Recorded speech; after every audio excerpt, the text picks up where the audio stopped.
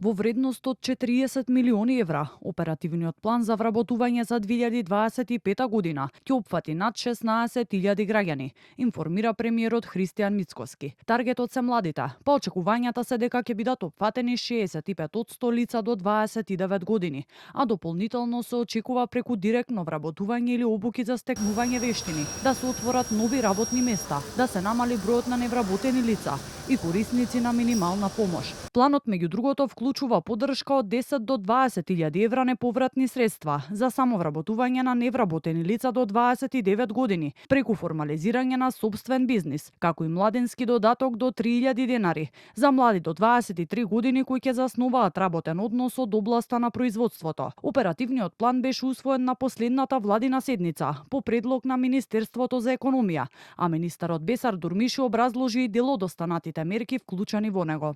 Оваа година како новина во оперативниот план се мерки за подобар и побрз пристап на невработени лица со низок степен на образование и за побрза инклузија на пазарот на труд.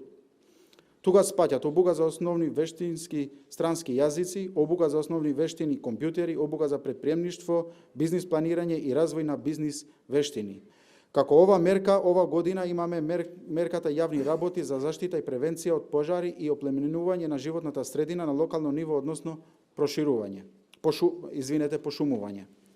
Мерката предвидува социјална вклученост на 400 потешко вработливи лица кои ќе добијат 24.000 денари. Основен предуслов е лицата да бидат евидентирани како активни баратели на работа во Центарот за вработување. Директорот на агенцијата уверува дека мерките се прилагодени според барањата на граѓаните и работодавачите и најави дека првите јавни огласи ќе бидат објавени во најскоро време. Центри за вработување се подготвени за реализација на оперативниот план и се координирани со Централната служба со цел успешен почеток и реализација на активните програми, мерки и услуги за вработување предвидени за оваа година.